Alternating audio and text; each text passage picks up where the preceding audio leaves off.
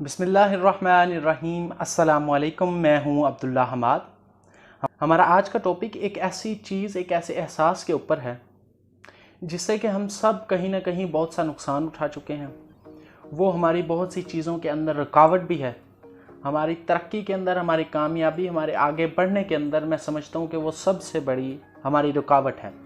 और वो इतनी कॉमन है कि अगर मैं आपको कहूँ कि जिस तरह हम सब लोग सांस लेते हैं इसी तरह वो हम सब में पाई जाती है, तो ये गलत ना होगा। किसी के अंदर वो कम है, किसी ने उसके ऊपर काम करके उसको कम किया हुआ, उसको कंट्रोल किया हुआ है कि मैं इस चीज़ को अपने अंदर नहीं आने दूंगा, लेकिन वो पाई सब के अंदर ही जाती है। वो चीज़ क्या है? वो है ईगो।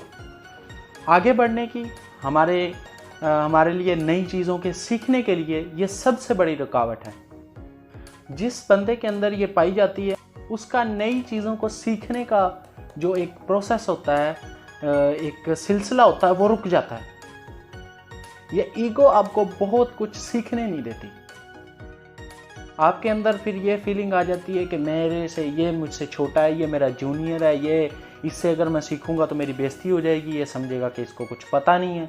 तो इस वजह से हमारा बहुत सा नुकसान हो जाता है और हम काफ़ी कुछ सीख नहीं पाते। इसकी वजह से हमारे और भी बहुत से नुकसान होते हैं। वो नुकसान माली नुकसान हो सकता है, वो नुकसान रिश्तेदारों से दूरी हो सकती है, वो नुकसान हमारा दोस्तों से दूरी हो सकती है, वो नुकसान हमारा नया ताल्लुक ना बनना हो सकता है, और भी बहुत सी शक्लें हो सकती हैं। अगर ये ईगो किसी लीडर के अंदर आ जाए तो उस इंस्टीट्यूट के लिए, जिसका वो लीडर है, उसके लिए ये बहुत ही एक नुकसानदा चीज़ हो जाती है। क्योंकि जब लीडरशिप के अंदर या किसी वर्कर के अंदर भी ईगो आ जाती है तो वो अपना काम अच्छे से करना, सीखना, सही तरह निभाना उसको बंद कर देता है और बहुत सी चीज़ों के अंदर सोचना शुरू कर देता है कि मैं ये करूँगा तो इसमें मेरी बेइज्जती है, जो कि कोई और नहीं सोच रहा होता। किसी और के जहन में भी ये बात नहीं होती, जो कि बंदा खुद ब खुद अपने जहन में बना लेता है। और अगर हम ईगो की तारीफ़ करें तो वो क्या हो सकती है? ईगो की आपको बहुत सी तारीफ़ मिल सकती हैं, लेकिन मैं यहाँ पर इन अल्फाज में करना चाहूँगा कि वो चीज़ जो आप नहीं हैं, अपने आप को वो जानना जो आप नहीं हैं, और फिर उसको प्रोटेक्ट करने के लिए आप अपनी सारी एनर्जी लगा देते हैं।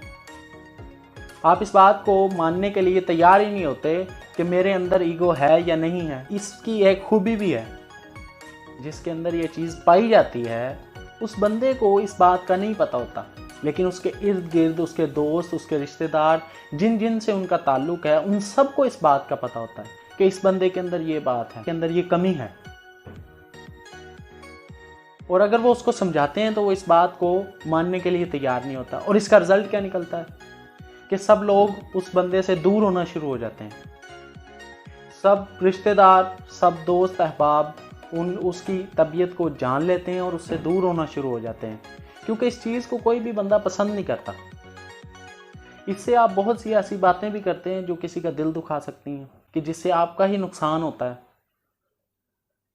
तो अगर आपने आगे बढ़ना है, अगर आप कुछ नया सीखना चाहते हैं, अगर आप किसी मकाम पे पहुंचना चाहते हैं, तो इस ईगो को ख़त्म करना बहुत ज़रूरी है।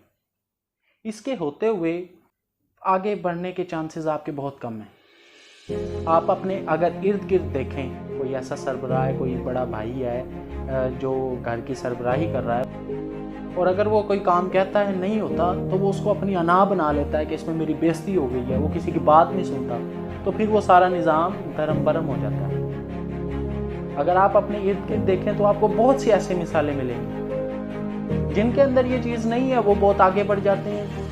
वो उनको जहाँ से भी सीखने के लिए मिलता है वो सीखते हैं, क्योंकि उनके अंदर ये एहसास नहीं पाया जाता कि यहाँ पर मेरी बेइज्जती हो जाएगी, तो वो आगे निकल जाते हैं। और उन्होंने अपने अंदर ये एहसास बनाया हुआ है, अगर मैं किसी ऐसे बंदे से सीखूंगा जो कि मेरे लेवल का नहीं है तो मेरी बेइज्जती हो जाएगी, तो वो बहुत कुछ सीखने से फिर महरूम रह जाता है। इसलिए कोशिश करें कि आपके अंदर ये चीज़ ना हो, इसके ऊपर काम करें, इसको कंट्रोल करने की कोशिश करें।